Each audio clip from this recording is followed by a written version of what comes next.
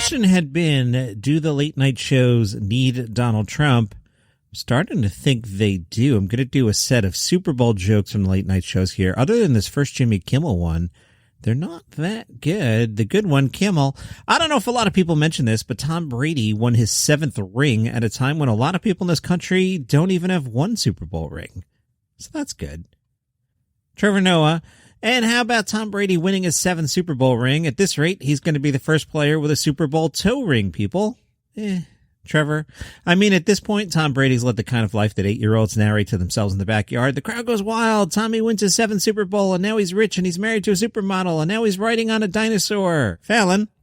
Yeah, Brady has cemented his place in the sports Mount Rushmore alongside Michael Jordan, Muhammad Ali, and the fan who took a home run ball to the chest to save his beers.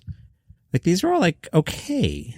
Jimmy Kimmel said, the one thing I was hoping Donald Trump would accomplish is getting a Super Bowl Monday off. He had 4 years, nothing. Kimmel, this was the first Super Bowl where I ever had to yell, be quiet, I'm trying to hear the poem. Colbert, one thing that was not normal but was beautiful was the pregame performance from the breakout star of Joe Biden's inauguration, poet Amanda Gorman, who recited an original poem. It was the most exciting pregame poetry recital since Robert Frost kicked off the action at Super Bowl I. These aren't good. Seth, that's right. The Bucs beat the Chiefs in the Super Bowl. I know it's hard to win back-to-back Super Bowls, but honestly, J-Lo should have gotten the chance to try. Fallon, in Boston, fans are happy for Brady, but said that he left the Patriots, which probably explains Sam Adams' new beer, Sam Adams Bittersweet Tears. Jimmy Fallon, seriously, the game was such a dud. I watched it from home, and I still had to leave early to beat traffic. Is it me?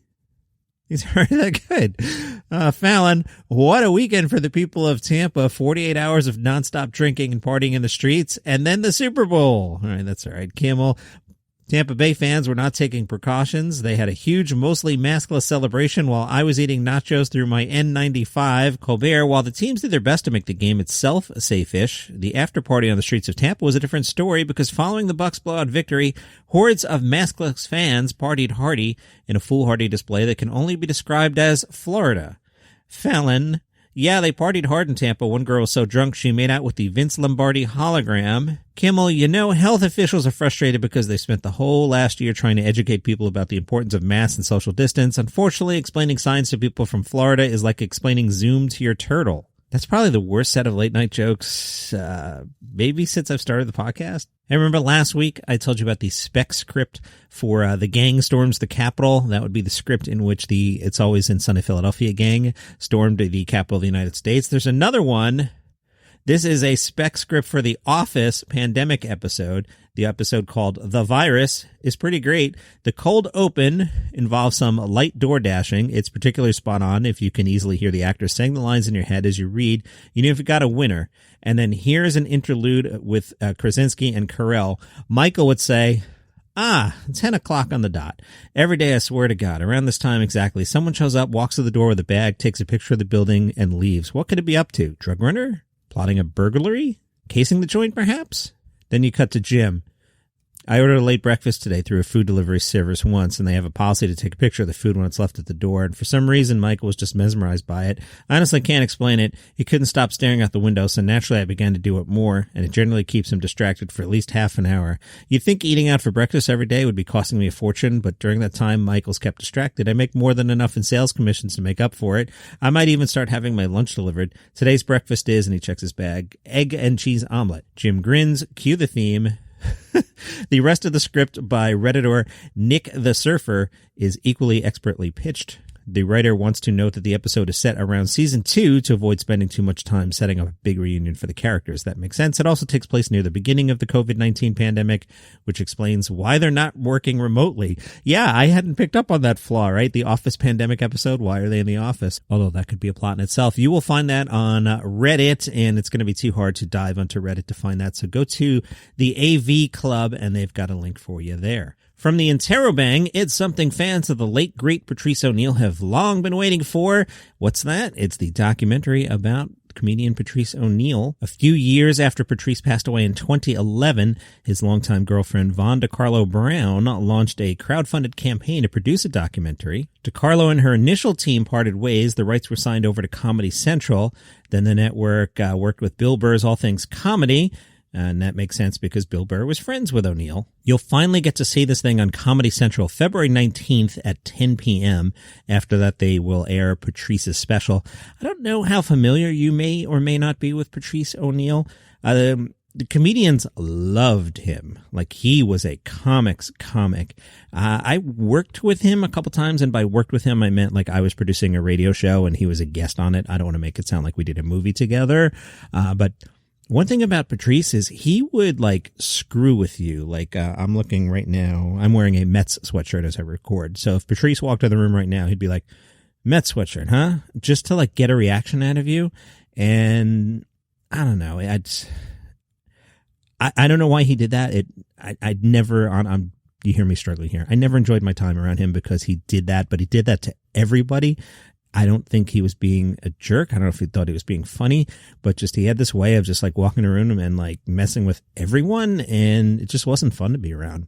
On stage, though, funny? Absolutely. You should watch the documentary from Screen Rant. Dan Harmon, you know him. He's the creator of Community and Rick and Morty. He's developing a new animated comedy for Fox set to release in 2022, which sounds like the far distant future, but that's next year. The new series is set in mythical ancient Greece. It will focus on a flawed family of humans, gods, and monsters that tries to run one of the world's first cities without killing each other. It's early yet, but at this time there is no title, no cast list, and no other details of Mark Harmon's new show. Now, you guys know I love Community. One of my favorite episodes of Community is when they play Dungeons and Dragons. The whole thing with Fat Neil, that episode is hilarious. And if you can't get enough of Dungeons and Dragons, you should check out the podcast Cast Party. I got a note from Ryan who wrote, "My name is Ryan, creator and editor of Cast Party, a Dungeons and Dragons podcast." And I was like, that sounds interesting. Tell me more, Ryan, creator and editor of Cast Party, a Dungeons & Dragons podcast. He said, "We are an actual play Dungeons & Dragons show revolving around a group of actors and crew members from Hollywood that are accidentally transported to the world of Dungeons & Dragons. We're looking for a few similar podcasts to promote our show and bring in some new listeners." And I'm like, I have a podcast. I could promote your show and bring in some new listeners. So, hey, my listeners, you're going to check out Cast Party. It's a Dungeons & Dragons podcast, which I'll remind you revolves around a group of actors and crew members on set filming Hollywood's next big fantasy film. But during the final scene, a spell is broken that accidentally teleports this unlikely group into the world of Dungeons & Dragons. Lost and confused in this new land, the only person they believe can get them back to Earth is kidnapped. Wait, what? Kidnapped? That sucks. And that begins their quest to save their friend and get back home. So I was like playing around on this. Some recent episodes. Episode 6 was called The Voice of Reason. The description of that episode: name, sleazeball, occupation, sailor, cause of death.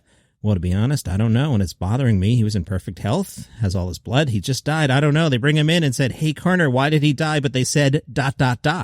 That made me want to click on it. Episode 7 was the Awakening Festival. That description: "I can't believe I lost. Those jerks, they just beat me and they leave. They beat me at my favorite game and they just have to play more games without me. Who does that? Who goes to a festival and just plays games? They're not ...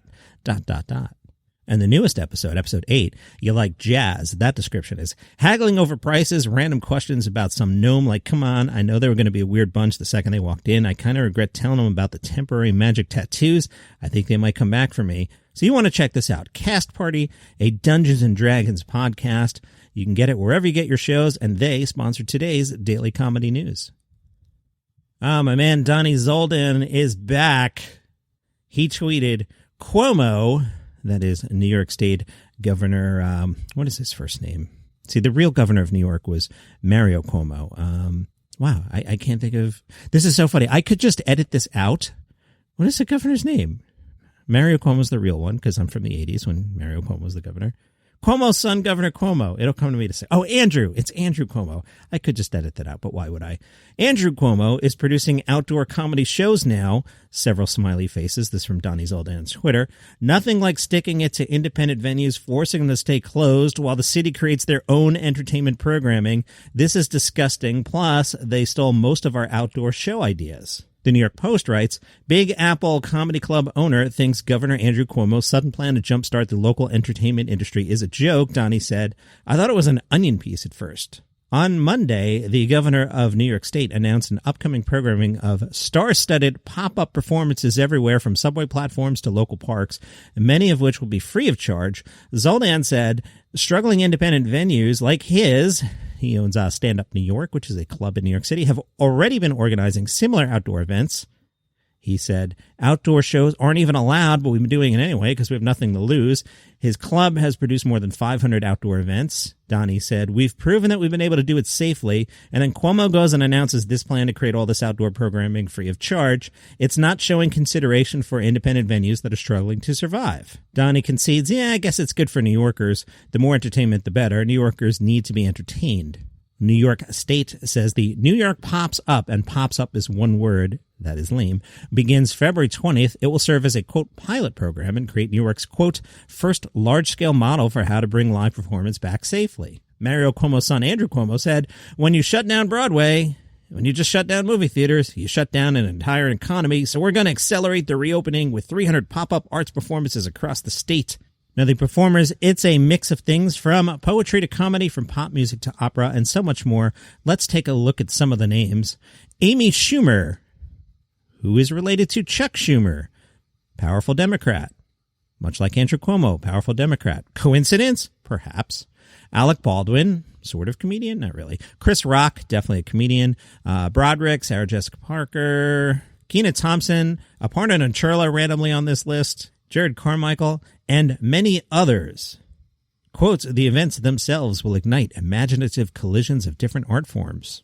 I think I got to side with Dani on this one, especially when this winds up being that, it's going to be something like Amy Schumer being allowed to film a special somewhere that airs on Comedy Central and everybody gets paid. Something like that's going to happen out of this. I'm with you, Dani. From Broadway World, your home for comedy news. Some of the world's top names in comedy have banded together for the upcoming All-Star Zoom comedy fundraiser, comic stand-up for Anton and Marie in support of their friends, Emmy-winning commercial producer Anton Maley and his wife Marie Fuentes, and their battle with ALS. It's a live free Zoom event Saturday, February 20th. Alonzo Bowden will be part of the show, Jackie Cation as well, so if you want to check that out, they have a GoFundMe page, and that is February 20th. The event is called All-Star Zoom Comedy Fundraiser Comic Stand-Up for Anton and Marie.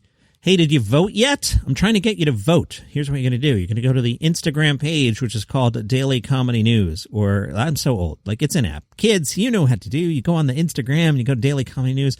On there, you're going to find a post I did on Sunday afternoon for Comedy's Top Dog. Your contestants are Bill Burr or Jim Gaffigan. You're going to pick one of them, and you're going to write in the comments, I vote for whoever you vote for, and then we're going to tally up and we see who wins, and then one of them's going to advance, because I'm trying to build community around the show. So go to the Instagram page and vote Jim Gaffigan or Bill Burr for your top dog in comedy this week. And that is your comedy news for today. You can follow the show on Spotify, subscribe on Apple, or wherever you get your shows.